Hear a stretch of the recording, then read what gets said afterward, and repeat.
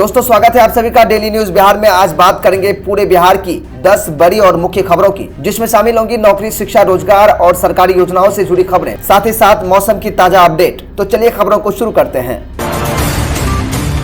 बिहार विधानसभा का शीतकालीन सत्र शुरू, नए विधायकों ने ली शपथ। 18वीं बिहार विधानसभा का पहला शीतकालीन सत्र कल से शुरू हो गया है, जो 5 दिसंबर तक चलेगा।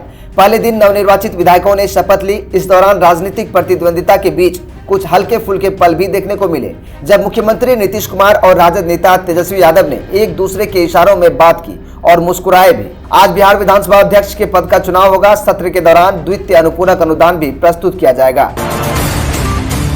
सरकार के 1 करोड़ नौकरी के वादे पर काम शुरू, विपक्ष ने उठाए सवाल। नई सरकार ने अपने घोषणा पत्र में किए गए 1 करोड़ नौकरी के वादे पर काम करना शुरू कर दिया है। उद्योग विभाग के अधिकारियों को इस दिशा में तेजी से कार्य करने के निर्देश दिए गए हैं। हालांकि विपक्ष ने इस बार सवाल उठाते हुए कहा है कि पिछली सरकार में शिक्षा विभाग में भी नौकरी नहीं दी गई है। ऐसे में यह वादा कैसे पूरा होगा? सरकार का लक्ष्य है 2025 से 30 के बीच सरकारी और निजी क्षेत्रों में रोजगार के अवसर पैदा करें।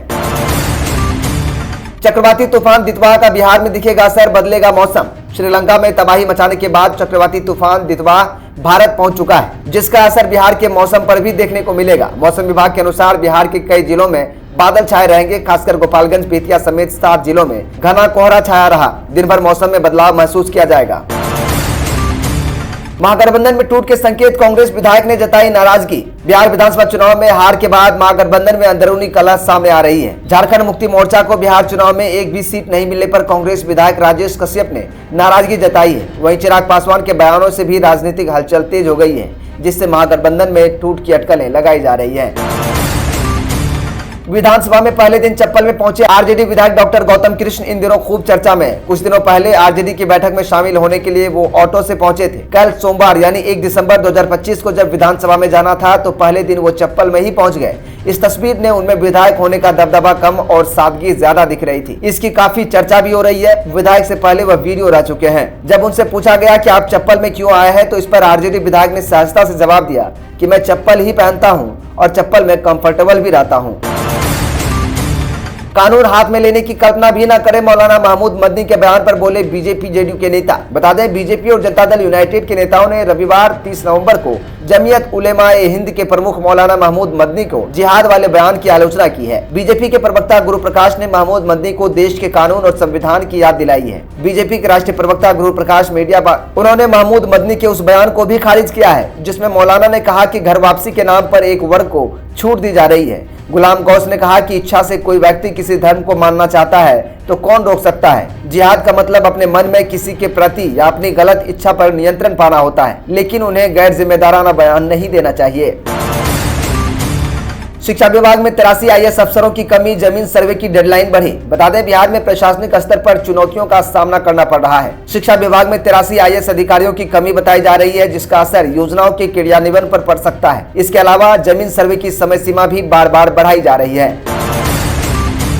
बिहार में बंद पड़ी चीनी मिलों को फिर से खोलने की बनी योजना। नीतीश कैबिनेट ने एक महत्वपूर्ण फैसले में राज्य की बंद पड़ी 9 सरकारी चीनी मिलों को फिर से खोलने की योजना को मंजूरी दे दी है। सरकार का तर्क है कि इससे ग्रामीण क्षेत्रों में रोजगार के अवसर पैदा होंगे और किसानों को भी लाभ मिलेगा। सरकारी योजनाओं में भ्रष्टाचार पर एक्शन, जीविका ने लिया संज्ञान। बिहार के जमुई जिले में रोजगार योजना में 10,000 रुपये के गबन की शिकायत पर सरकार ने संज्ञान लिया है। जीविका ने मामले की जांच शुरू कर दी है और दोषियों के खिलाफ सख्त कार्रवाई का आश्वासन दिया है। 31 रेलवे स्टेशन पर टिकट बुकिंग एजेंट की भर्ती शुरू, मैट्रिक पास युवाओं को मिलेगी प्राथमिकता। बता दें, रेलवे ने समस्तीपुर मंडल के 31 रेलवे स्टेशनों पर अनारक्षित टिकट यानी जनरल टिकट बनाने के लिए स्टेशन टिकट बुकिंग एजेंट की नियुक्ति प्रक्रिया शुरू कर दी है। अब इन स्टेशनों पर टिकट बुकिंग एजेंट यात्रियों के लिए अनारक्षित टिकट उपलब्ध कराएंगे। रेलवे द्वारा जारी सूचना के अनुसार एजेंटों को टिकट जारी करने के एवज में निर्धारित दर से कमीशन दिया जाएगा। इस बहाली प्रक्रिया के तहत इच्छुक उम्मीदवारों से 26 दिसंबर तक आवेदन आमंत्रित किए गए हैं। आवेदन पंजीकृत डाक, कोरियर, समान डाक या हाथों हाथ कार्यालय में जमा कराया जा सकता है। अंतिम तिथि के बाद जमा होने वाले किसी भी आवेदन पर विचार नहीं किया जाएगा। तो ये थी कुछ आज पूरे बिहार की नौकरी, शिक्षा, रोजगार और सरकारी योजनाओं से जुड़ी एवं मौसम से जुड़ी कुछ अहम खबरें। इन सभी खबरों में से कौन सा खबर आपको सबसे अच्छा और काम का लगा, कमेंट करके जरूर बताइएगा। साथ ही साथ वीडियो अच्छा लगा हो तो वीडियो को लाइक कीजिएगा, ज्यादा से ज्यादा शेयर कीजिएगा। चैनल पर नए हैं, चैनल को सब्सक्राइब करके बेल आइकन को दबा दें। फेसबुक पर देख रहे हैं पेज को फॉलो करें।